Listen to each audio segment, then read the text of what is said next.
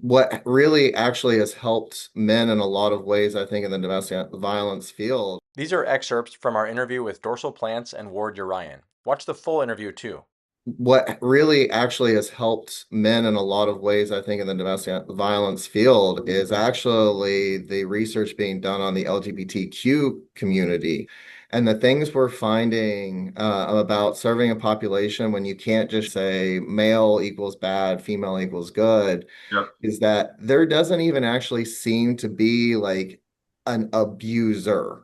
What they are finding in queer relationships is that in one relationship, partner A is the abuser, but in 5 years, that same person is now actually the victim of domestic violence in an abusive relationship. And I love the fact that Dorsal brought up the fact that when we started looking at having to serve people of all genders, particularly in gay and lesbian relationships, and having to deconstruct gender as an identifying risk factor in who was causing harm, that really kind of expanded the field's competency and efficacy in how we went about serving folks that were experiencing harm, having resources taken away from them, being punished, being excluded, to where, when I worked at LifeWire, which is a community-based domestic violence program on the East Side, because of their very unique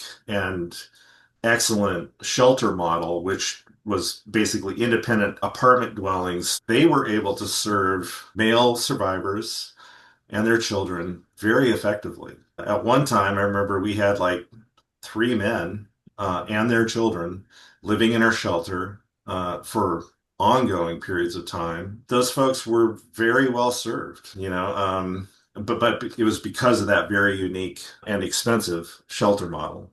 I would just completely concur with Ward. The LifeWire model is, I think, not just the gold standard for DV services, but literally for serving anyone in an emergency shelter model.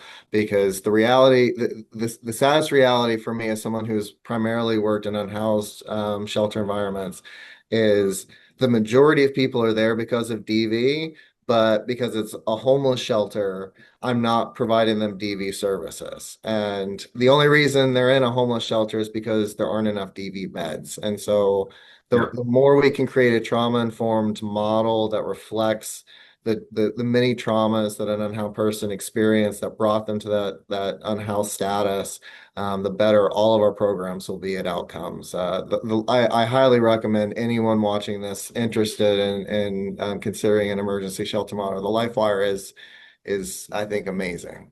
And can you summarize what is unique about that? Like it's not like one building of all like the units are LifeWire. It's individual units scattered amongst an apartment complex. So you don't even know who the other individuals necessarily in the program are.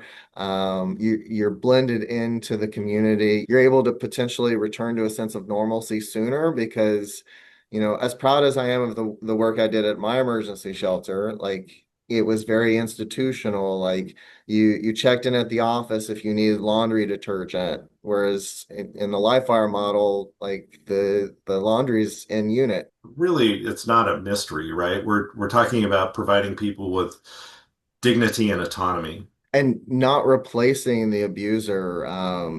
It sounds small, but a survivor being told they can't use their rice cooker because the shelter doesn't allow that. Right. Like that's the same thing that the abuser is doing at home. Nope, you're not allowed to do that. I don't like that. And so like, sure, it might be because of fire code or this or that, but it's when you are hurting, that one small thing really could be the final straw. And I've literally seen a survivor go back to their car and sleeping in a car. Yeah, we know that autonomy and personal agency are the number one ingredients for someone to be able to recover from that abusive relationship and have the likelihood of going on to have a healthy, non-toxic, non-abusive relationship. As we're lifting the trap of the gender binary, I think it's incredibly important we don't fall into the other potential binary trap of age.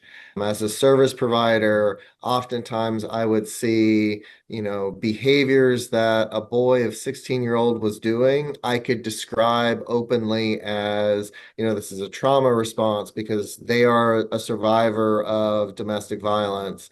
But as soon as that 16-year-old hit 18, Right. suddenly it's no longer a trauma response. This man is an abuser, and you cannot provide services, survivor services to an abuser.